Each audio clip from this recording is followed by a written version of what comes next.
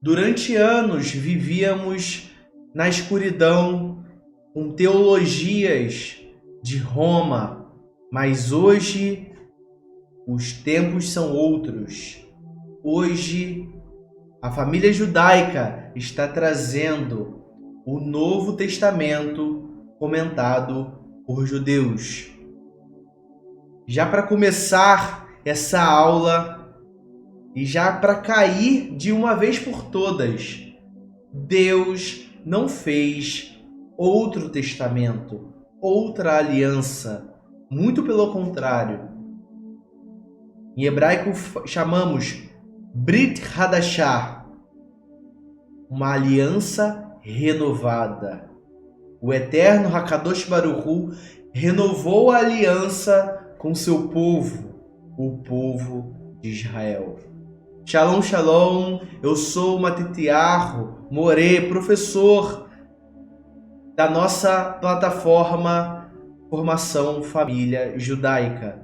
Se você não está nessa plataforma, pois essa aula também é para os nossos discípulos que estão ajudando financeiramente a família judaica crescer. Não perca! Se inscreva agora na nossa plataforma Formação Família Judaica. Baruch Hashem, estou muito feliz de trazer esse conteúdo para vocês. A Bíblia, o Novo Testamento comentado por judeus. É uma imensa satisfação mesmo. Então, Bruchim Abaim, sejam bem-vindos a essa primeira aula, a aula de introdução sobre esse tema tão importante. E como eu já disse, antes chamávamos Novo Testamento, mas agora não. Agora todos vocês devem olhar o Novo Testamento, assim conhecido como uma aliança renovada para o povo de Israel. E essa aliança é para todos se alegrarem, pois além de judeus, os gentios também fazem parte, e isso é de extrema importância. Baruch Hashem, separei aqui o material para vocês, já vou abrir com alguns tópicos muito importantes, lembrando, essa aula é uma aula de introdução. Então, Baruch Hashem, antes de entrarmos de fato no conteúdo, em cada versículo, explicar para vocês, primeiro devemos destruir alguns pensamentos que foram feitos perante a religião passada que muitos estavam vivendo. Eu creio que a maioria daqui, se não 100%, veio do sistema religioso chamado cristianismo, certo?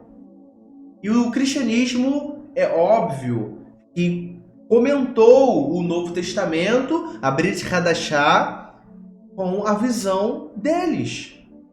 Cada tradutor, e o mais conhecido, João Ferreira de Almeida, colocou na sua tradução, assim quando estava traduzindo, o seu pensamento, a sua teologia. E isso é muito perigoso, porque a maioria das teologias do cristianismo vem de Roma. E isso não queremos, não é verdade? Queremos a teologia, a filosofia judaica, porque Yeshua, ele era judeu. Yeshua nasceu judeu, viveu como judeu, morreu como judeu e voltará como judeu. Yeshua frequentava a sinagoga, não frequentava a igreja.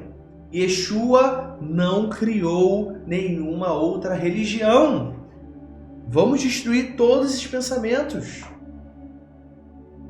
Uma coisa que eu sempre falo, as pessoas me perguntam, Matitiarro, como que você, com tão pouco tempo, conseguiu entender a Bíblia e a cultura judaica tão rápido? O segredo é, eu não vim do sistema religioso, eu não era evangélico católico é aquilo, né? Você nasce católico, mas não estudava o catolicismo. Então, quando conheci o judaísmo, Hashem me trouxe esse chamado, eu entrei cru, como fosse uma folha branca. Então foi muito fácil para mim. Agora quando você descobrir que Yeshua não aboliu a lei, descobrir que Yeshua não criou uma nova religião, eu quero conhecer mais sobre o judaísmo, eu quero me aproximar a Israel. Mas você traz um monte de teologia errada, que infelizmente vem de Roma, a maioria. Isso não queremos. Vamos destruir agora. E o primeiro tópico, a primeira pergunta que devemos se fazer é: o Novo Testamento, a Brit Hadashah, é cristão ou judaico? O Novo Testamento vem do cristianismo ou é uma vertente judaica, uma vertente do judaísmo? Uma coisa, um pensamento, melhor dizendo, que temos, nós judeus messiânicos, é o cristianismo, nada contra. Se você é nosso aluno, já falo logo, não temos preconceito com nenhuma outra religião, ok? E se você é cristão, Baruch Haba, Bruhim Abaim, sejam bem-vindos a estudar conosco. Mas uma coisa que sempre falamos, o cristianismo é a religião sobre Yeshua. O judaísmo é a religião de Yeshua. Isso, contra fatos, não há argumento. É inevitável e não tem outro pensamento além disso. O livro de Mateus, por exemplo, é um livro que já começa falando da Brit Milá de Yeshua, do Bar Mitzvah de Yeshua. Inclusive, o livro de Bessorá Matai, o Evangelho de Matitiarro de Mateus, é o pilar, é o cabeça de todos os outros evangelhos.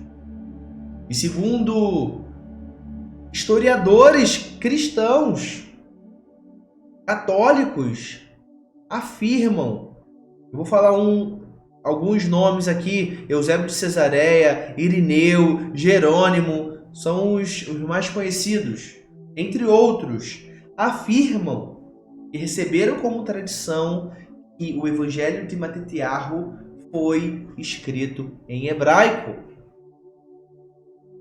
Veja, a história não mente. De fato, vemos muitos resquícios da língua hebraica. Porém, todo o Novo Testamento não foi escrito, melhorando a fala. Porém, todo o Novo Testamento não tem nenhum manuscrito em hebraico. Então, se você está procurando alguma Bíblia do Novo Testamento, aqui eu vou até mostrar uma aqui, em hebraico, sinto lhe dizer, mas não tem traduzido, só se for direto no hebraico, pois a maioria da tradução hebraica vem do grego, então grego-hebraico. Aí ok. Agora, quando traduz para o português, é um grande problema. Tá? É um grande problema porque, por exemplo, essa Bíblia aqui, ela tem o hebraico, não sei se vocês estão conseguindo ver, deixa eu ver aqui se vocês conseguem ver. Tem o hebraico, tá vendo? Porém, tá escrito aqui, ó, o Evangelho de São Mateus.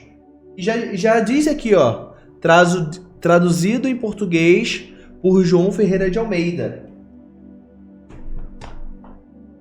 Tá entendendo? Então, de fato, você deve aprender o hebraico. Mas voltando ao que estávamos dizendo. O Evangelho de Mateus foi escrito em hebraico. Para você ver a judaicidade do Novo Testamento, já começa por aí. Então, o Novo Testamento é um livro judaico. Não só por conta do Evangelho de Mateus, mas vemos como o livro, as cartas para os Hebreus, o livro de Tiago, de Judas, de Pedro, o Apocalipse de Yohanan, citando várias tradições judaicas. Por exemplo, o número 666. Calcule o nome. Da onde você vai calcular o nome? Em português? Tenta calcular um nome em português. Você não consegue. Por quê? Yohanan estava falando uma linguagem judaica. O cálculo de nomes, o cálculo de palavras, de frases, é a gemátria. Ou gematria, como você pronuncia. Entende? Eu disse que o Novo Testamento não tem em hebraico hoje um manuscrito. Mas os manuscritos do Mar Morto, diversos achados em hebraico, provando que no primeiro século os judeus escreviam e liam escrituras sagradas em hebraico. O que temos que foi datado do terceiro século, quarto século, no ano 400, 300, foi a Peshitta, muito depois do Novo Testamento em grego, ok? Quem diz por aí que a Peshitta, de fato, foi a língua do Novo Testamento escrito, está errado também. Porque os achados perante a história foi muito depois. Para você ter noção, o manuscrito mais antigo em grego foi datado no ano 56, o Evangelho de Marcos, se eu não me engano, capítulo 6. É o manuscrito mais antigo. O ano 56, se eu não me engano, até a morte de Yeshua é uns 20 e poucos anos. Né? Então é muito perto. Agora a Peshitta, 400 anos. É quase 350 anos ou mais depois de Yeshua. Então eu não posso aqui bater o martelo falando que a Peshitta, né, não vou citar nomes aqui de alguns judeus que escreveram, traduziram para o português, é de fato o que foi escrito no passado. Muitas pessoas me perguntam. Eu sempre falo, olha, a Peshitta é desse ano. O grego é desse ano. Qual que você acha que foi escrito primeiro? Contra fatos não há argumentos. Se achar uma Peshitta que foi do ano 40, aí sim. Um escrito em aramaico do Novo Testamento do ano 40, ok. Mas enfim, é uma outra discussão. Podemos entrar nesse lado acadêmico depois. O Novo Testamento é judaico. E já para começar, tire os óculos de Roma agora. Tire. Esvazie tudo, todo o seu pensamento, toda a sua teologia, tudo que você aprendeu na outra religião. Venha como um bebê. Vamos aprender o Novo Testamento de fato. De fato. Porque quando você se converte ao judaísmo, você se depara com um grande monstro, que é os judeus antimissionários. Esses judeus é aqueles que jogam a dúvida, é aquele... De fato, o judaísmo tem que ter questionamento. Você tem que se questionar sobre tudo. Deus é Deus mesmo? Yeshua realmente é o Mashiach? E pesquisa, estuda. Por isso que o estudo é uma grande dádiva. Agora, a dúvida não. A dúvida você tem que cessar. E quando você tem ainda os resquícios da religião passada, você pode ter dúvidas.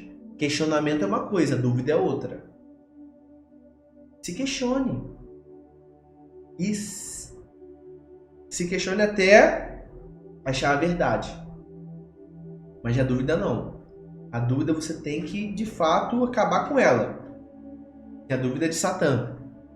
Ok? E quando você se converte ao judaísmo messiânico, você vê o judaísmo ortodoxo muito atraente, né? E são muito mais antigos, tem muito mais ensinos. Você fica apaixonado. Aí vem os antimissionários, que é uma pequena 0,1% do judaísmo ortodoxo. A maioria dos judeus ortodoxos não quer nem saber de Yeshua, não se intromete na religião do próximo. Agora, esses judeus ortodoxos, Bnei Noach, é um 0,1%, às vezes nem aceito, perante a maioria do judaísmo tradicional. Eles fazem um trabalho anti-missionário, que eles falam, anti-messiânico, anti-Mashiach. E destrói sinagogas, destrói futuros, porque jogou a dúvida. E você não conseguiu cessar porque não teve uma mentoria de um judeu. De fato, então vou ter que aprender hebraico para ler o Novo Testamento? Sim! Sinto lhe dizer, você vai ter que aprender o hebraico e na nossa plataforma Bezrat Hashem, se Deus quiser, teremos hebraico. Já estou conversando com o professor para colocar hebraico para todos estudarem Bezrat Hashem. Mas, poxa, eu tenho dificuldade no hebraico. O hebraico é uma língua muito difícil. Eu tenho a dificuldade de aprender hebraico, de ler hebraico. O que eu preciso fazer? Vou te mostrar uma Bíblia aqui. Essa Bíblia, a Torá, na verdade, né, é só o Pentateuco. Aqui, ó. Ela já vem corrigida.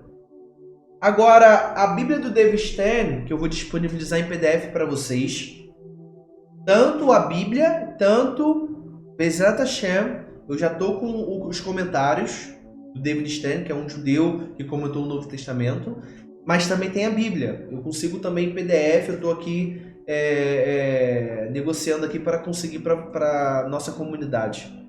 Para todos ter acesso a essa Bíblia completa, judaica completa. Porém, mesmo assim, ele vai falar na introdução que ele traduziu do grego para o hebraico. Não é direto no hebraico. Então tem muitas coisas ali no grego que iremos falar, que é o segundo tópico, se o Novo Testamento foi adulterado ou não. E precisamos ter um pé atrás. Opa! Por quê? Vamos estar aqui no primeiro tópico.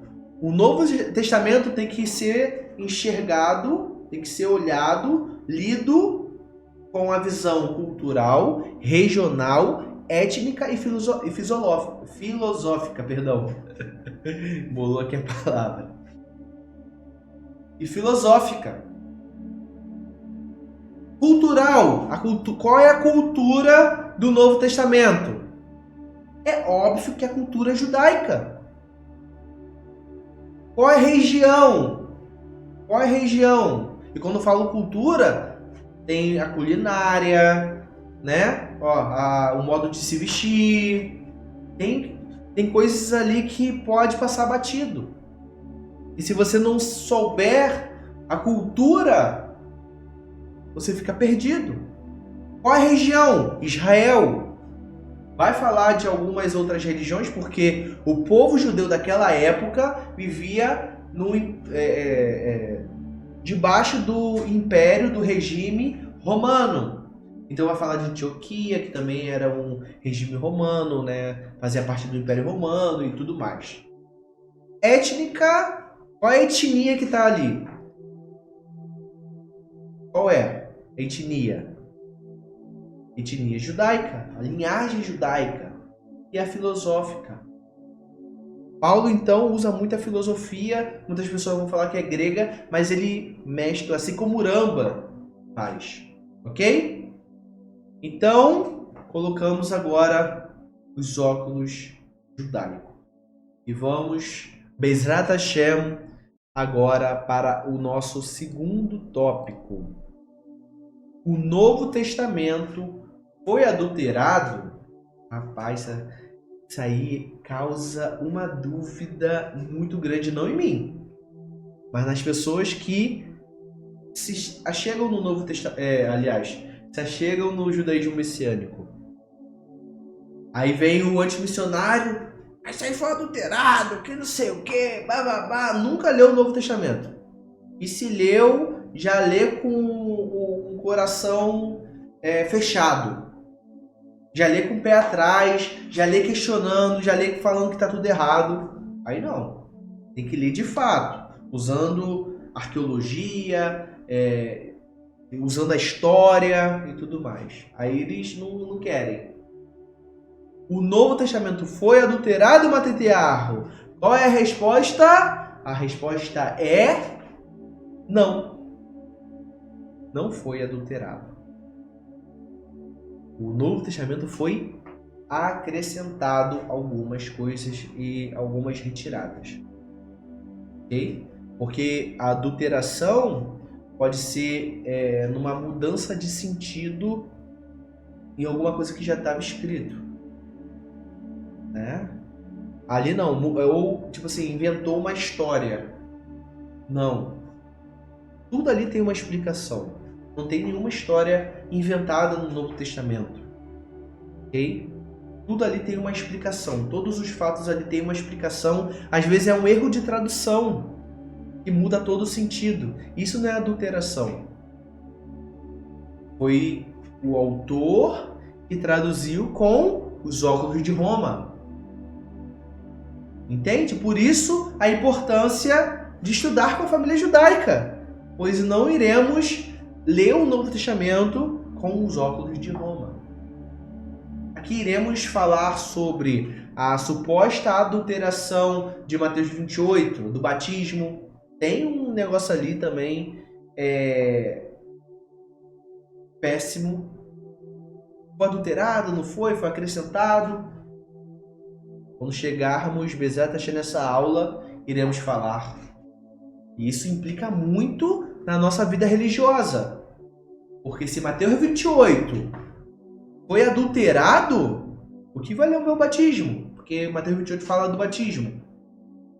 É uma das ordenações de Yeshua para fazer mikve, batismo, teve lá. E agora? Você está entendendo? Como é complicado falar que o Novo Testamento foi adulterado, porque se for adulterado uma coisa, cai tudo. Aí você começa com a dúvida. Questionar até eu me questiono, estudando. É isso, veio do lado histórico, isso é a sua dúvida. Agora, ficar com a dúvida é perigoso, como eu disse. Então o Novo Testamento tem alguns acréscimos e devemos analisar. Ok? Analisar. Então o Novo Testamento não foi adulterado. O Novo Testamento existe. São livros, uma compilação de livros, ok? Diversos livros ali, evangelhos, cartas, que de fato batem com a história, né, com a arqueologia e tudo mais. Então o Novo Testamento tem que ser lido e explicado para um professor que entende o hebraico, ok? Porque se não souber hebraico, um pouco de aramaico, até mesmo grego, um pouco de grego, vai ficar perdido, batendo cabeça. Entende? Às vezes, uma experiência, eu trago um ensino para o meu sogro, ele é professor do EBD, Escola Dominical. Ele traz, eu não vou lembrar agora um fato aqui. Lembrei de um. Eu falei, mas o nome dele é Dalton, né? Dalton, você sabia que Jonas também ressuscitou? Ele ficou 3 dias no ventre da baleia, morreu e ressuscitou. Não é possível, porque só quem ressuscitou é Jesus, que não sei o que. Eu não consegui nem argumentar. Entende? Eu não consegui nem argumentar, como assim? né? É difícil, porque ele está ainda com os óculos de Roma, entende? E como estudamos o hebraico, a tradição judaica, sabemos de alguns midrashim, de algumas coisas que aconteceram, e a pessoa que só tem a tradução em português não sabe. Tá entendendo? Baruch Hashem. E o que vai ser incrível nessa nossa mentoria, lembrando que é uma aula introdutória e já está com muitas informações, é que iremos sempre usar o Novo Testamento. Vou pegar aqui a Bíblia normal, ó, a Bíblia Sagrada. Bíblia Sagrada. Sempre com os nomes em original, ok? Então aqui quando citarmos Gênesis, Bereshit, Êxodo, Shemot, né? Mateus, ou Matai, ou Matitiahu, em aramaico, em hebraico. Marcos e Lucas é complicado. Algumas pessoas vão chamar Marcos de Yohanan Marcos, porque vão dizer que Marcos tinha uma dupla cidadania, né? E Marcos é um nome grego. Mas o texto vai falar que Yohanan Marcos, de João Marcos. Ok. Lucas vão dizer que é Hilel, mas eu não gosto muito dessas suposições, porque não tem nada. Onde que eles acharam esse nome Hilel? Supostamente é Hilel, Efraim, não sei. João sim, é Yohanan, né? Aí Romanos, Coríntios, Gálatas, já é nome de cidade, né? Efésios, os nomes normais mesmo. Aí Hebreus pode ser Ivrit, né? Realmente usar Hebreus, Ivrim, ou muitos vão citar, por exemplo, o David Stern gosta de colocar judeus messiânicos. Eu quero também entrar nesse assunto sobre judeus messiânicos. Tiago, Yaakov, Pedro, Kefa, Shimon, Kefa. As 3 cartas de Yohanan. Judas, Yehudá. E o livro de Apocalipse, né? Lembrando, voltando, o livro de Hebreus, muitos vão dizer, né, que, como eu disse, o David Stern vai falar que é os judeus messiânicos. E eu quero dizer, quem são os judeus messiânicos? Quem são os judeus messiânicos? Os judeus messiânicos são a igreja do primeiro século. Chamada igreja primitiva. Mas não gostamos de usar esse nome igreja. E também iremos mudar. Ao invés de citar igreja, iremos falar Kehillah ou Kahal. Kehilat, que é congregação. Kahal, um ajuntamento, um grupo, né? Igreja, vem de eclésia em grego, já era algo que os gregos usavam esse nome e tudo mais. Então não iremos usar a igreja, iremos usar Kehillah, nada contra a igreja. O que acontece é, como eu disse, muitas pessoas têm ainda a visão da religião antiga e colocou a igreja como uma divindade. O corpo do Mashiach, a igreja. Ok, o corpo do Mashiach tem um conceito judaico, mas o nome igreja não é uma divindade. Ok? Tira isso da sua mente. Elimina agora. O nome igreja não é uma divindade, assim como cristão. Quem chamou os apóstolos, discípulos de cristãos. Está lá em Atos. Vamos abrir a nossa Bíblia, abrir a nossa Bíblia. Atos, capítulo 11, versículo 26. Está escrito: E sucedeu que por todo um ano se congregaram naquela igreja. Olha isso. Vamos voltar. E sucedeu que por todo um ano se congregaram. E sucedeu que por todo um ano se congregaram naquela Querilá e ensinaram muita gente. E em Antioquia foram os Talmidim, os discípulos, pela primeira vez chamados cristãos. Onde os discípulos foram chamados de cristãos? Em Jerusalém? Por judeus? Não! Eles foram chamados de cristãos em Antioquia, na Síria, uma província romana. Está entendendo? E foram os gentios que chamaram os apóstolos e discípulos de cristãos. E a Igreja Católica vai falar que, eu não vou lembrar o nome do tal do santo lá, Ivônio.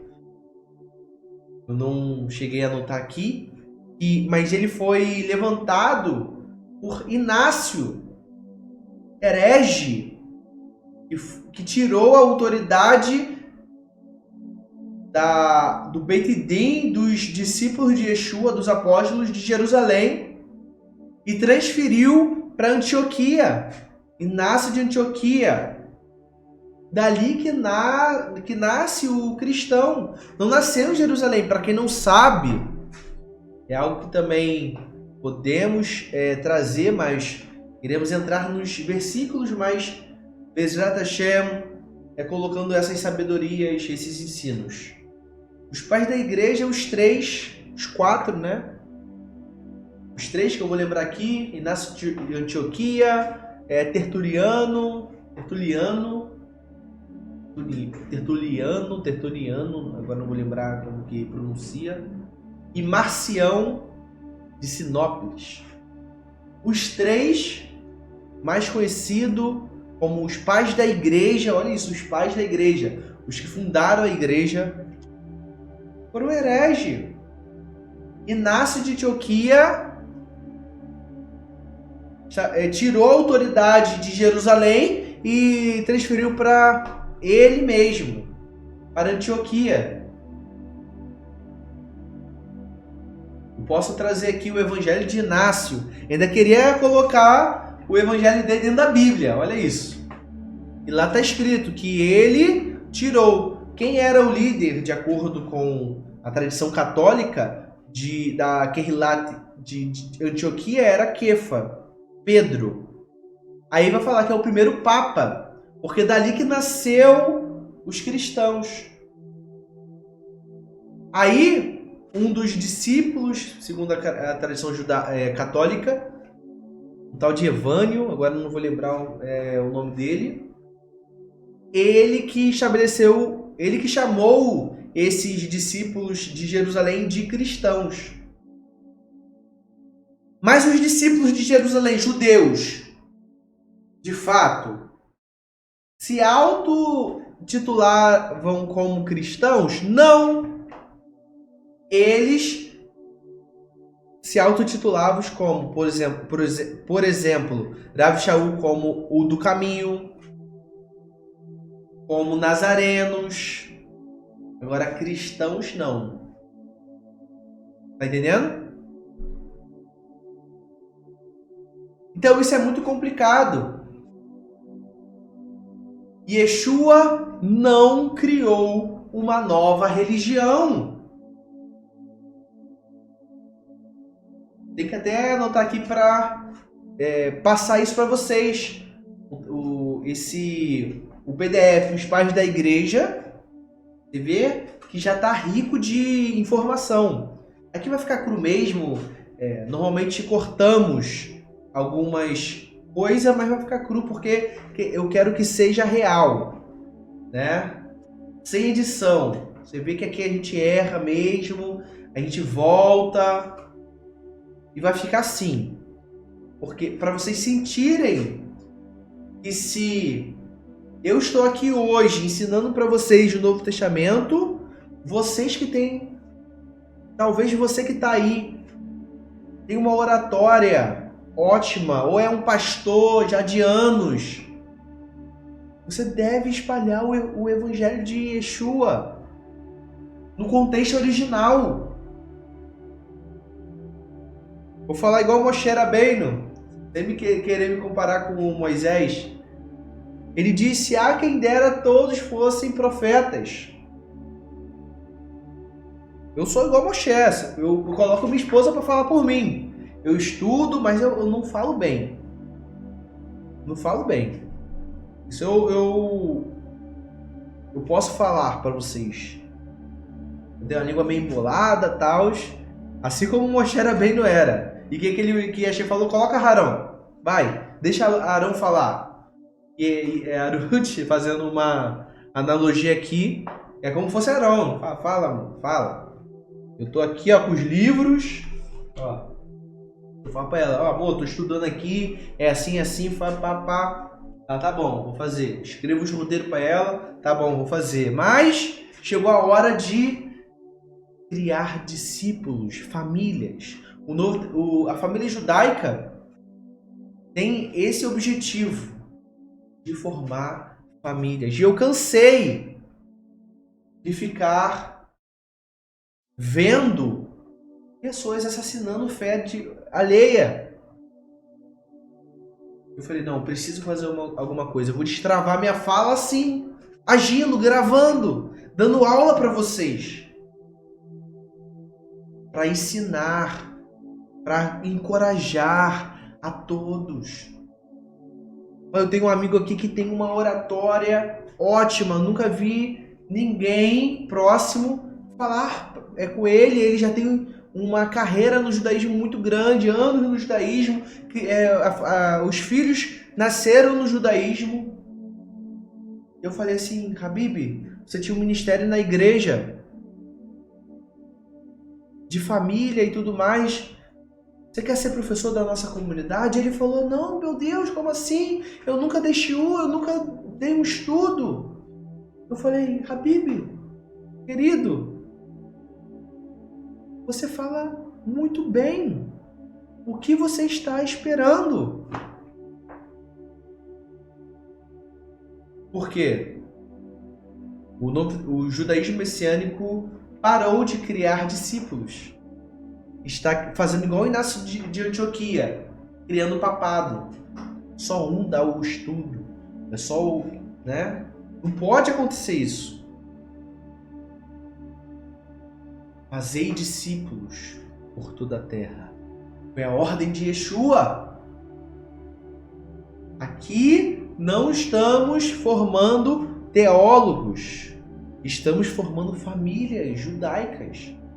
Famílias que vão criar o seu filho no judaísmo, não vão perder os seus filhos para a ortodoxia e nem seus filhos vão casar com cristão, com cristão que eu digo que não tem a mesma vivência.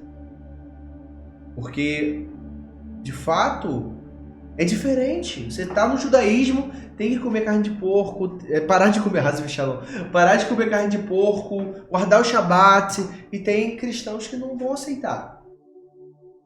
Complicado. Aqui iremos ler o Novo Testamento já colocando a divindade correta de Hashem, de Deus, a divindade correta do Mashiach, de acordo com a doutrina e a filosofia judaica, que não é de 2000 anos, é de 3000 anos para lá. Então, voltando, Yeshua não criou uma nova religião. Tira isso agora da sua cabeça. Para entendermos isso, já finalizando o Bezerra Hashem, nem sei quanto tempo de aula já tem, ó. 40 minutos de aula, Baruch Hashem. Eminiarro. Vamos usar os nomes hebraicos. Eminiarro Hanavi. Profetas Jeremias. Lá no capítulo 31, versículo 31, está a grande revelação do Novo Testamento. Assim conhecido, né? Como eu disse, a Brit Hadashah. É engraçado que no Tanar, aqui ó, já vou mostrar para vocês. No Tanar, ó, Tanar, para quem não sabe, é o Antigo Testamento. Aqui é só o Antigo Testamento. Também, erroneamente, vamos tirar esse vocabulário. Antigo Testamento. Repita comigo. Tanar. Deixa eu ver se vocês estão lendo. Tanar. O que é o Tanar? Torá, Neviim, Ketuvim. Leis, escritos e Ketuvim, profetas. É um acrônimo, né, dessas três palavras: leis, escritos e profetas. Tanar, hebraico e português. Indico muito, para quem não sabe.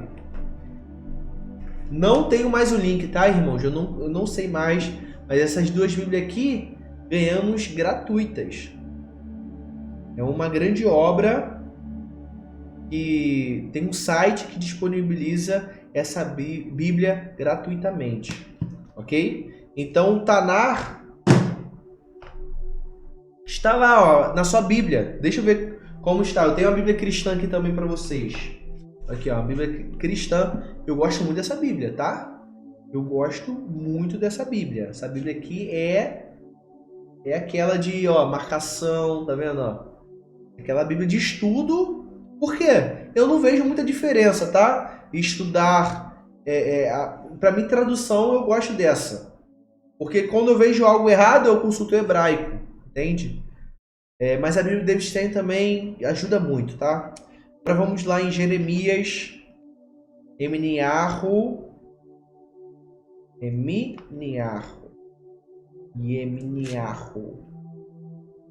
Isso? Capítulo 31, versículo 31. Ó, tá até marcado. Mas você vê que não é mentira. Vamos ver se está escrito Novo Testamento, sendo que aqui é a profecia se é o Novo Testamento ou não. Olha como está escrito: eis que vem dias, diz o Senhor, nos quais farei uma nova aliança. Ué, por que então colocaram Novo Testamento?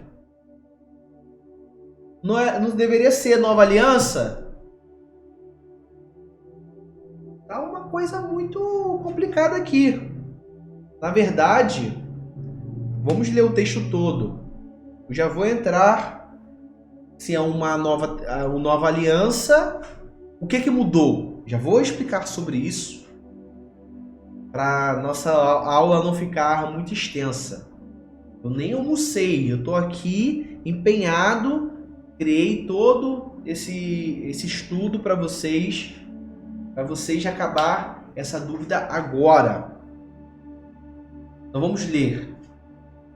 Também é a mesma tradução, ó. Então, chegando os dias, declara o Senhor, quando farei uma nova aliança com a comunidade, com o povo de Israel, com a Kehilat, com a Kahal de Israel e com a comunidade, a Kahal de Judá. Olha isso. A aliança é com quem? É com gentios? Está escrito aqui, farei uma aliança com o mundo, farei uma aliança com o Brasil, farei uma aliança com os Estados Unidos. Não! A aliança é com Israel e com Judá. Para quem não sabe, o povo de Israel foi dividido é assim chamado Israel e Judá. Entende? foi dividido para o Reino do Norte, que é conhecido como Reino de Israel, e o Reino do Sul como Reino de Judá. Isso aí aconteceu lá depois de Rei Salomão. Os filhos do Rei Salomão tiveram a briga e aconteceu um problemão. E dividiu o povo, os reinos, tá? Jeroboão e Roboão. Vou até confirmar aqui para... Às vezes a gente tem que pesquisar antes de falar. Eu não escrevi nada. Só para confirmar com vocês, ó. Reino do Norte e Reino do Sul. Lá em Israel. Ó, após a morte do rei Salomão, você vê como que o pai está afiado na Bíblia.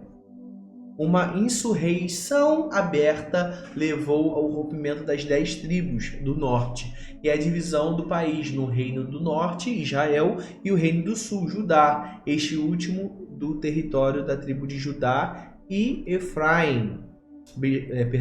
Judá e Benjamim. Agora eu falei Roboão e Jeroboão. Vocês já estão afiados aí, já estão com a Bíblia aqui, mas eu não gosto de falar nada com dúvida. Falar aqui, de fato...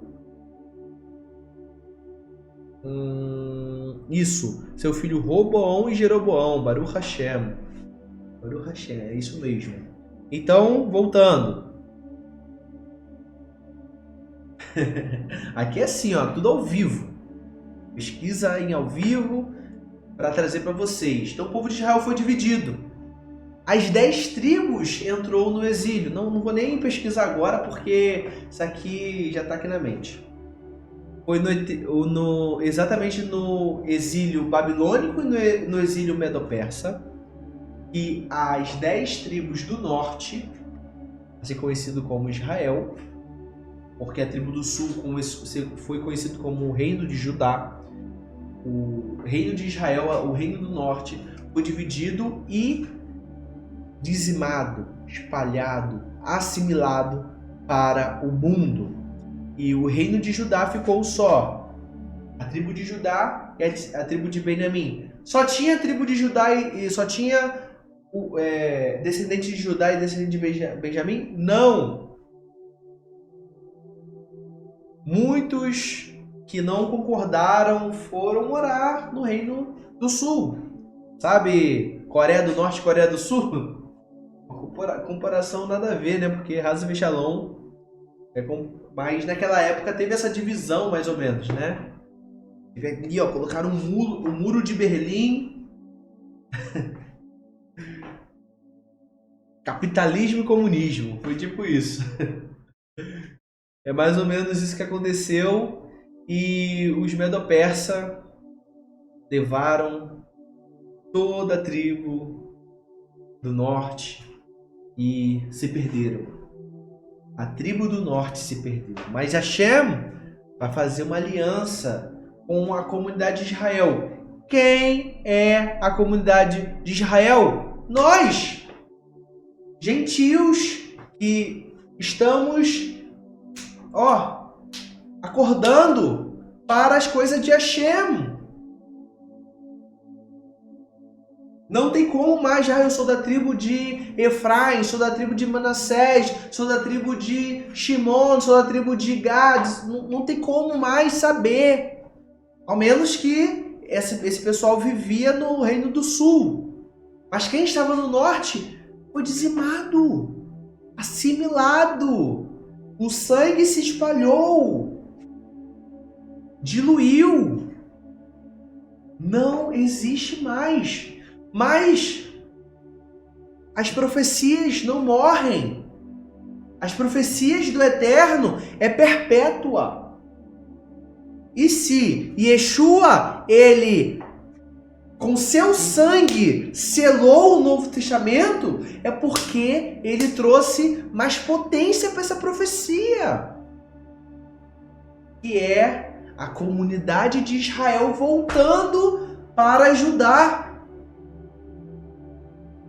unindo.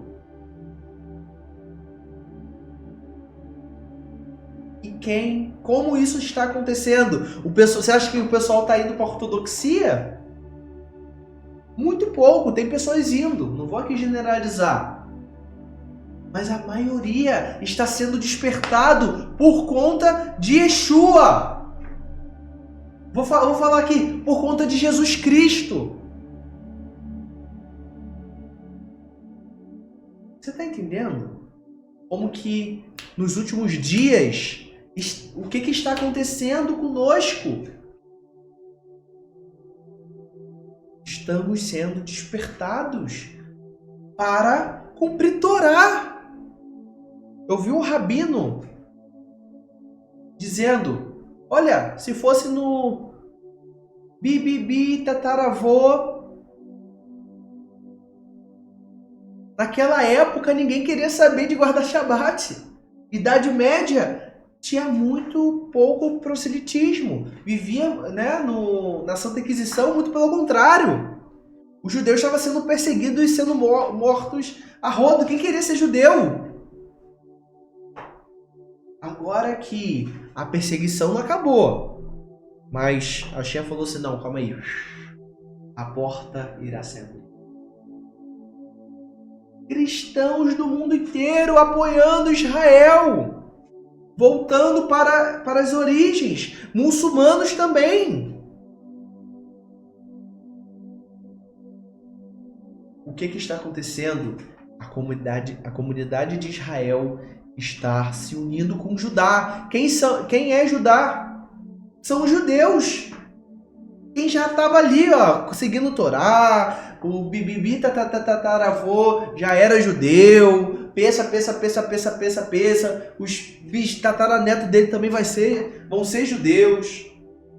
É a comunidade de Judá. A comunidade de Judá permaneceu, voltou do exílio. Na época de Yeshua, não era a comunidade de Israel, era a comunidade de Judá. Mesmo que, uma coisa que eu quero também declarar, como eu falei que eu quero entrar na questão de judaísmo messiânico. Judeu, o termo judaísmo veio praticamente na Idade Média. Na época de Yeshua, o povo se via como um povo, um todo. O convertido era Israel, não era convertido só. Fazia parte do povo judeu. Aí hoje tem essa separação. Vamos continuar. Capítulo 32. Olha só parei no 31. E fala, farei uma nova aliança com a comunidade de Israel e a comunidade de Judá. 32. Não será como a aliança que fiz os nossos antepassados, quando os tomei pela mão para tirá-los do Egito, porque quebraram a minha aliança, apesar de eu ser o Senhor deles. O que isso quer dizer? Quando o povo saiu do Egito, aconteceu milagres. O mar se abriu. Maná caía do céu. Mesmo assim, o povo que estava ainda na idolatria, porque estamos também saindo da idolatria, saindo do Egito, murmurou. O povo pediu carne quando caía maná do céu. O povo reclamou mesmo depois que Deus fez todos esses milagres. Reclamaram. Então essa aliança não vai ser como essa aliança que Deus está ali, o tempo todo você está vendo os milagres extraordinários, sobrenaturais mesmo, né? Quando eu falo sobrenatural, sobre a natureza de Deus. Não vai ser mais assim. Deus, ele fala, não vai ser como eu fiz no Egito, porque eles quebraram a minha aliança, apesar de eu ser o Senhor deles. 33. Esta aliança que farei com a comunidade de Israel, depois daqueles dias, declara o Senhor, porei a minha Torá no íntimo deles, e eu escreverei nos seus corações, serei o Deus deles, e eles serão o meu povo. O que isso quer dizer? Isso ainda não aconteceu. Por quê? Está escrito no 34: ninguém mais ensinará o seu próximo, nem ao seu irmão, dizendo: conheça ao Senhor, porque todos eles me conhecerão, desde o menor até o maior. Todo mundo conhece Deus de Israel. Ok, pode até conhecer o Deus de Israel, mas a Torá está no íntimo deles? Automaticamente eu vou falar assim: não como carne de porco. Ainda não. Automaticamente, não, tem que guardar o Shabat. Não tá, você tem ainda a Yetzirah indo contra você. Mas você sente e precisa. Por exemplo, a pessoa que quando chega na sexta-feira, que é do mundo, quer fazer o quê? Beber. Encher a cara, escutar uma música, porque a alma está gritando, querendo o Shabat. Veja a Covid-19. O que aconteceu? A carne impura deu uma pandemia no mundo. No mundo todo. O povo sabe quando come aquela carne de porco que é um negócio pesado. Sabe? A alma sente isso. Acorda. Acorda. O cara que está adulterando sabe que está errado. Mas o mundo fala que não, que pode. Tudo. Não pode. A alma sabe que está errado. A alma sabe. É aquilo, né? Eles doutrinam. É igual que aqui a gente é aula fechada, posso falar. O Lula disse: olha, eu sou a favor do aborto, mas minha família não faz aborto. Eles falam que são a favor do adultério, de trisal, de não sei o quê. Mas a mulher dele não pode. O homem, né? Como assim? É que é igual o homem que adultera. Ele pode, mas se a mulher dele adulterar, ele vira, né? O giraia, como falam, né? Você tá entendendo? A alma sabe que é errado. O cara que rouba sabe que... Não, eu roubo por natureza, mas tem alguma coisa ali, sabe? A alma sabe. Isso eu tô falando de mandamentos que às vezes realmente é errado. Tipo, realmente, quando você adultera, tem no nosso Brasil aqui, é errado, mas tem outros países que não, mas a alma sabe. Entende? A alma sabe. Amém? Baruch Hashem. É isso, irmãos. Baruch Hashem. Finalizamos a nossa aula. Se eu deixei alguma coisa passar, pode ter certeza que nas próximas aulas falaremos sobre diversos outros assuntos. Aliás, na próxima aula já iremos entrar num assunto muito polêmico, que é a genealogia de Yeshua. A genealogia de Yeshua. Muito importante entrarmos nesse tema. E é isso. Aula que vem vai ser de fato a primeira aula. Já iremos entrar na genealogia de Yeshua Bezrat Shem. Que o Eterno de Israel vos abençoe. Em nome de Yeshua. Amém, ve amém e shalom, shalom.